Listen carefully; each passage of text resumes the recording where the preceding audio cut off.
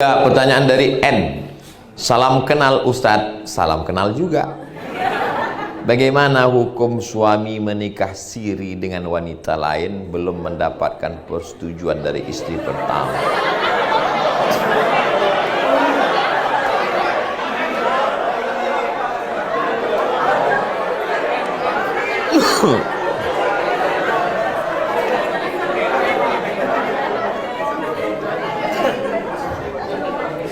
Ibu, bapak mau jawaban menurut hukum fikih Islam atau menurut hukum kompilasi hukum Islam Indonesia? Dari bunyi semua tadi macam mau mengamuk orang.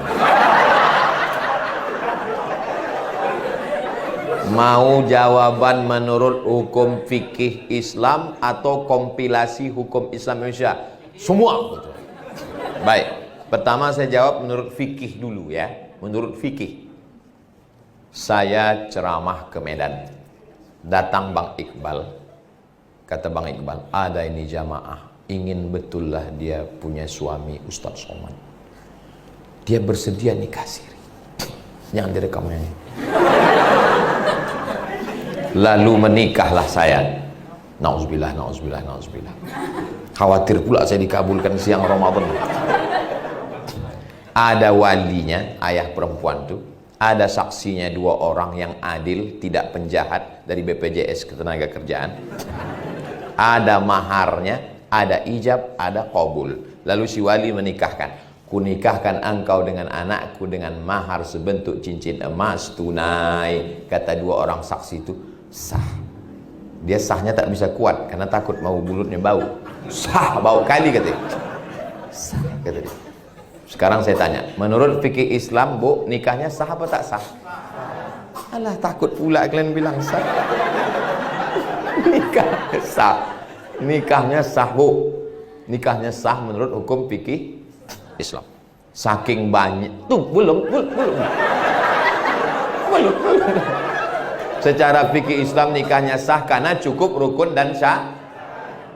Saking banyaknya laki-laki melakukan ini, perempuan teraniaya, maka pemerintah Republik Indonesia beserta para ulamanya, Kementerian Agama, Nahdlatul Ulama, Muhammadiyah, Al-Wasliyah, Persatuan Tarbiyah Islamiyah, maka duduklah mereka bagaimana menyelamatkan ibu-ibu yang teraniaya.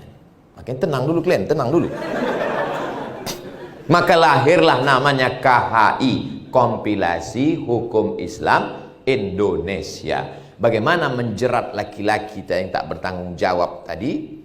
Maka dikeluarkanlah hukum, tidak bisa laki-laki menikah di negara kesatuan Republik Indonesia tercatat di Kementerian Agama, Kantor Urusan Agama, kalau tidak ada surat izin, bukan pernyataan izin, tapi mesti surat yang ditandatangani dengan penuh kesadaran, matre 6.000 yang sekarang sudah naik jadi 10.000. Makanya saya tengok ada nih beberapa perempuan diletakkannya di belakang handphonenya ini matre. Jangan kalian letakkan matre. Saya khawatir nanti malam itu salah gunakan. Apalagi sebelum ibu tidur malam, yakinkan di dekat tempat tidur itu tak ada kertas, tak ada matre, tak ada. Takutnya tertulis. Saya yang bertanda tangan di bawah ini izin bahwa suami saya. Surat itu dibawanya nanti ke Pengadilan Agama PA Kabupaten, Kota Madia, Kota Medan, ditanya hakim, disidangkan dulu surat itu, bukan langsung aja. Pak Kuat tak bisa, tanya. Betulkah ini surat ibu? Betul Pak Hakim. Ibu yang menandatangani, betul Pak Hakim. Dengan penuh kesadaran tidak ada paksaan dari pihak manapun, cepat aja Pak Hakim putuskan, sakit kali hatiku ini udah. Akhirnya Pak Hakim itu pun ketuk palu, barulah surat itu dibawa untuk bapak itu akad. Kalau itu tidak ada, maka laki-laki bisa dipidana. Jelas? Jadi ibu tak perlu takut suami ibu menikah lagi di KUA. Dia tidak akan menikah lagi di KUA karena Pak KUA tidak ada satupun yang berani menikahkan. Masalahnya dia menikah. Mudah-mudahan Allah menjaga hati bapak. Tapi kalau saya lihat dari bapak-bapak yang ada di BPJS Ketenagakerjaan, orangnya setia-setia. Kita memang susah membedakan mana yang setia, mana yang takut. Itu memang payah membedakan. Antara setia sama takut ini beda-beda tipis saja. Tapi kalau dilihat dari wajah orang ini setia. Karena orang ini kan paling kasih dan sayang.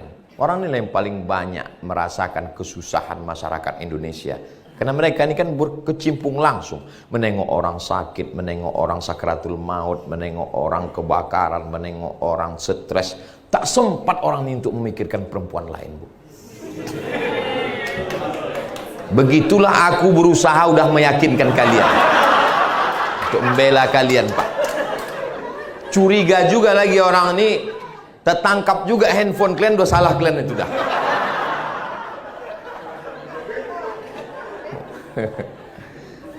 Jadi insya Allah ibu ada usaha dan ikhtiar.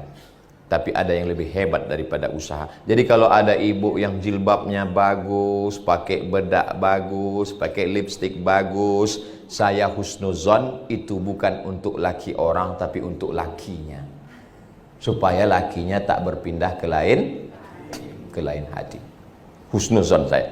Tapi banyak juga perempuan ini kadang di rumahnya macam mak lampir. Pas keluar rumah baru dia.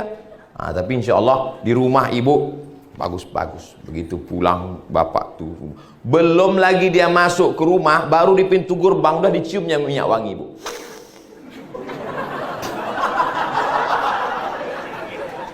Jangan sampai yang mencium minyak wangi ibu imam sholat tarawih.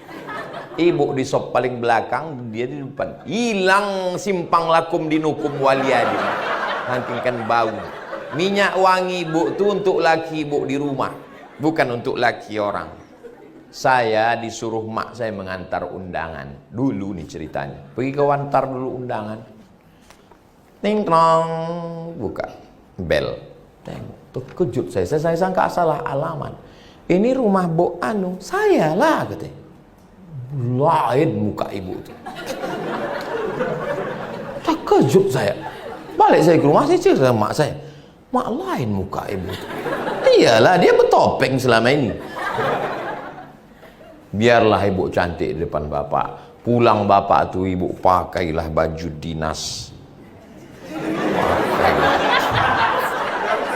Pakai wangi-wangian. Anak macam mana Pak Ustadz masih kecil? Kasih dia antimu. Jangan banyak, setengah aja. Setengah. Kalau sepapan lama dia tuh. Kata-kata. Nah, itu ikhtiar, itu usaha. Tapi yang lebih daripada itu adalah ibu tahajud malam, ya Allah, jaga lakiku ini, jaga hatinya ya Allah, jaga hatinya. Jangan sampai bersimpang berbelok, jangan dia menengok perempuan lain ya Allah. Kalaupun nampaknya anak gadis, nampaknya tua muka anak gadis itu di mata dia ya Allah. Kalau ada mantan-mantan pacar dia dulu ya Allah, selamatkan dia ya Allah. Kalau tidak, dua gendangnya ya Allah. Kalau tidak mantannya itu mati, dia ini mati duluan. Doa silahul mu'min. Doa itu senjatanya orang beriman. Duitnya keluar, handphonenya jalan, cakapnya, semua berawal dari hati. Kalau hatinya sudah tertutup, tak terbuka lagi untuk yang lain. Dan itu hanya kuasa Allah subhanahu wa ta'ala. Di malam-malam Ramadan tahajud. Mama perasaan biasanya sujudnya sebentar, ini sujudnya kok lama? Untuk kau lah bang, supaya jangan gatal kau lagi.